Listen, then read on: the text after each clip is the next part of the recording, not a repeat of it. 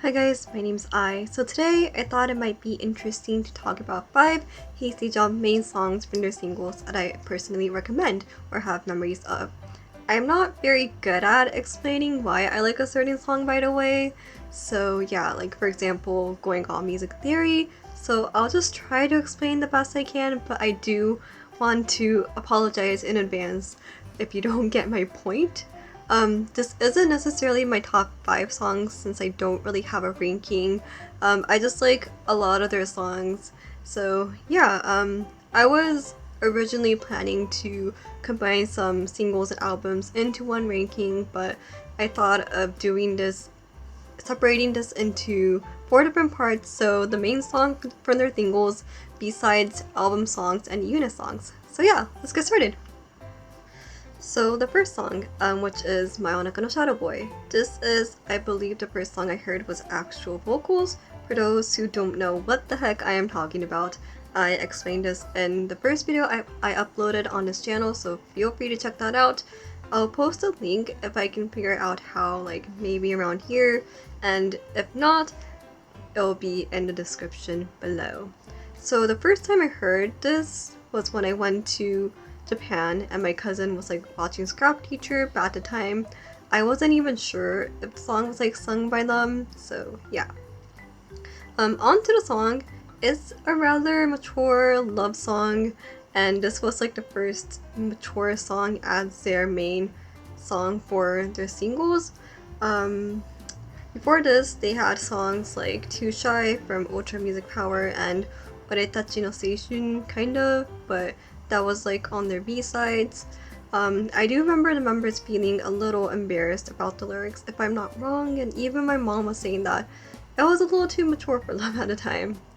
I can kinda see why now. I remember listening to the chorus when I heard a little bit of it on Ariyoshizumi, where Daichan basically risked his life eating spicy food that he's not very good at. So yeah, if you haven't checked that out, if you can find it, feel free to check that out. It said that I don't mind risking my life if I can protect her smile.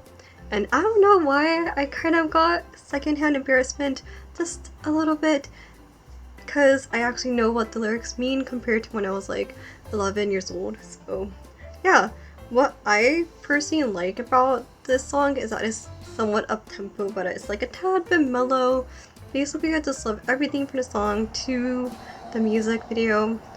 But yeah, one thing though is that looking back, it is quite repetitive. For example, the first part of the song repeats twice, excluding the first time. So if you don't like songs like this, I do recommend the remix version that they performed on their Censor Love tour, which is also the B-side for Lucky Unlucky. Okay, so the second song, which is Your Seed. To be honest, like, I am a sucker for their first 4 singles. I love all of them so much. I was debating whether or not I should add this or Dreams Come True, but I just found this to be more memorable. So this song was the theme song for the Japanese dub of the first Kung Fu Panda movie.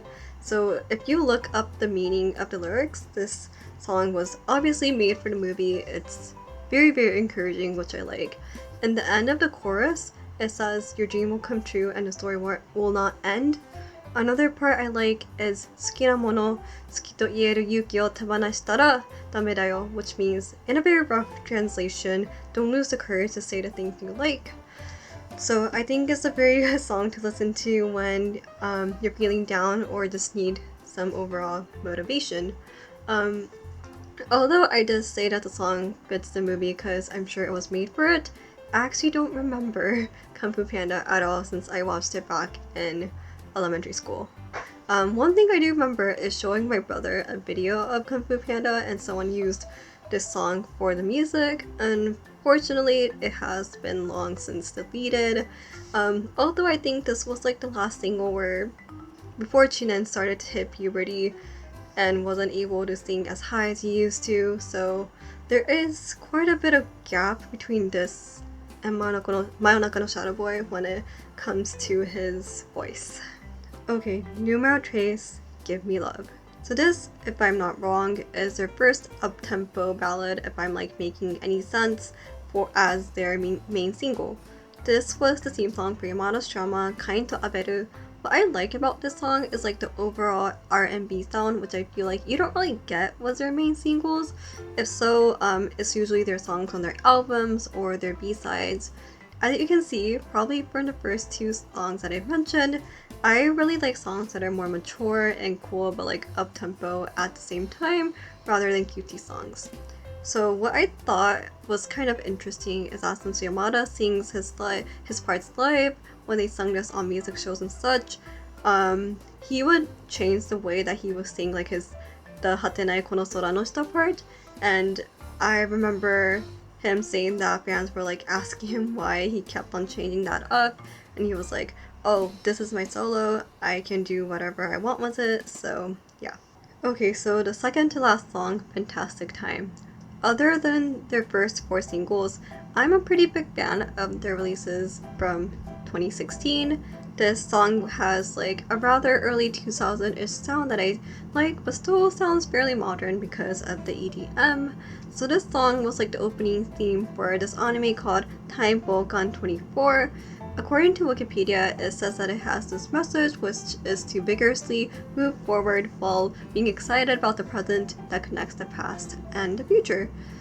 I think this is a very interesting message because I feel like right now is like especially like that, especially with like the whole 80s, 90s trend that and a lot of things coming back while incorporating things we have now, which I probably completely misunderstood the meaning of this quote, but oh well.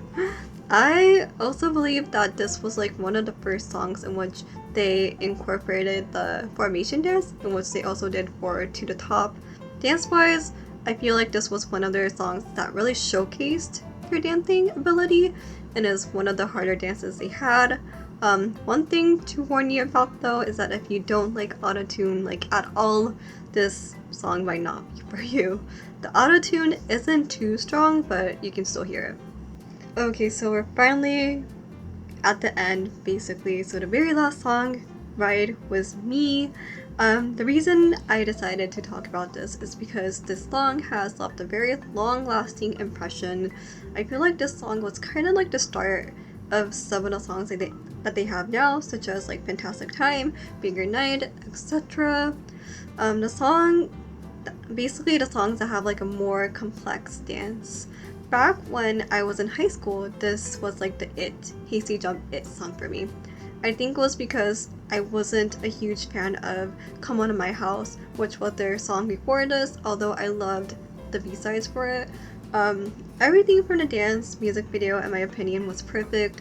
I might be wrong, but I believe this is the second song that from their main single that incorporated rap parts. I think the first one was Arigato Sekai no Doko ni Ite Mo, which, although I do feel like the rap part was like rather short, back then, Hasty Jump didn't really like release as often as they do now, so I feel like they were kind of like a group that was pretty easy to drift away from just because they didn't have a lot of things going on for them, so basically like activities that I could see, so basically overseas fans could see.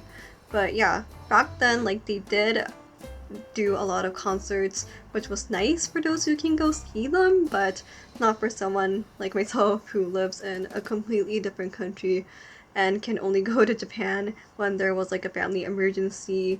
So yeah, seeing them back then was like basically impossible. But I believe 2013 was like kind of the start of them having more releases and less concerts because they only had one tour that year. Okay, so I kind of did get off track, but this overall was the song that I knew that I had to stay being a fan for a long time.